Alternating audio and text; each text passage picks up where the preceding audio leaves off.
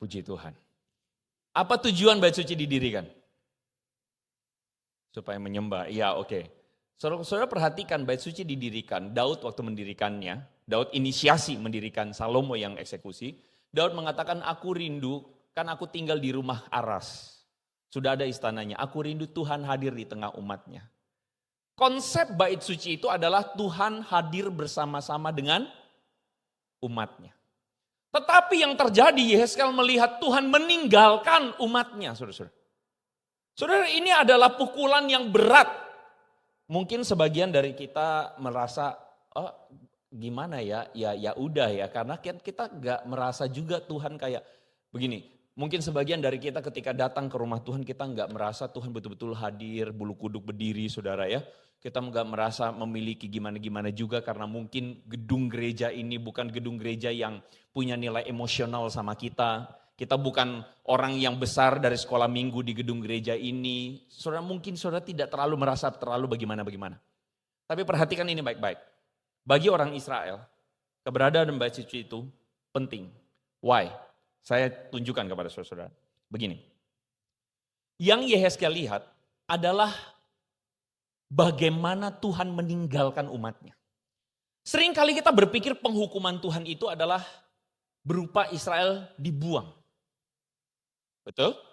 Kita seringkali berpikir penghukuman Tuhan itu, pendisiplinan Tuhan itu kita kena hukumannya. Misalnya saudara-saudara saya ingat dulu waktu saya masih SMA.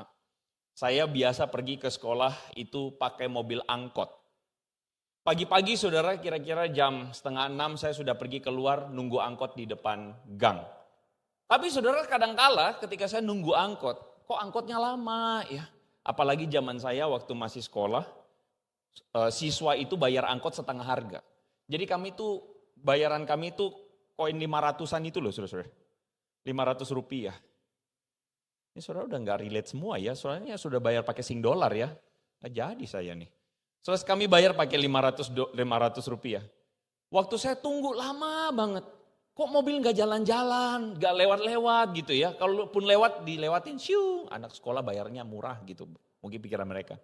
Akhirnya karena tunggu mobilnya lama, terus saya pikirnya begini. Kayaknya tadi pagi kurang doa deh. Kayaknya tadi pagi doanya kurang bagus deh. Kurang lengkap deh, kurang khusyuk gitu loh saudara.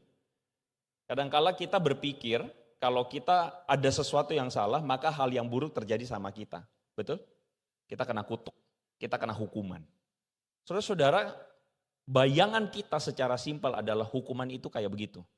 Tapi tahukah saudara bahwa hukuman itu bukan soal masalah dibuang ke tanah Babel. Tetapi hukuman itu adalah Tuhan meninggalkan umatnya. Hukuman itu adalah Tuhan meninggalkan umatnya. Banyak di antara kita berpikir hukuman itu neraka lah dan sebagainya. Tapi saudara kalau saudara baca kitab Roma, apa itu hukuman? Mari kita baca sama-sama. 1, 3. Sebab murka Allah nyata dari sorga atas segala kefasikan dan kelaliman manusia. Karena itu Allah menyerahkan mereka kepada keinginan hati mereka akan. Kalau saudara baca ayat ini, maka saudara akan paham bahwa murka Allah atau murka Tuhan itu at the most adalah ketika Tuhan apa? Tidak peduli.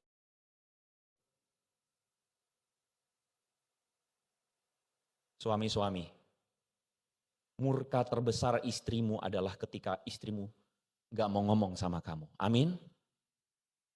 Halo? Suami-suaminya langsung tidak berani ya, cuma senyum doang ya. Betul? Ayo saya tanya, mending dicubit istri atau didiamin istri?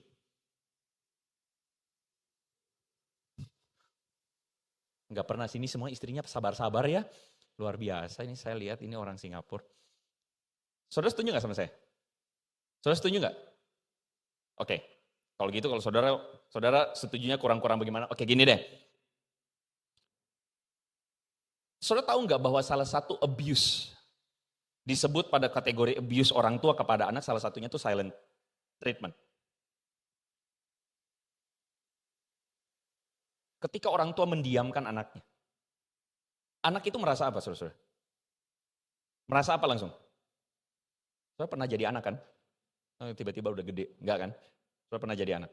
Ketika saudara didiamkan orang tua, apa rasanya? Waduh, saya bongkar luka lama ya.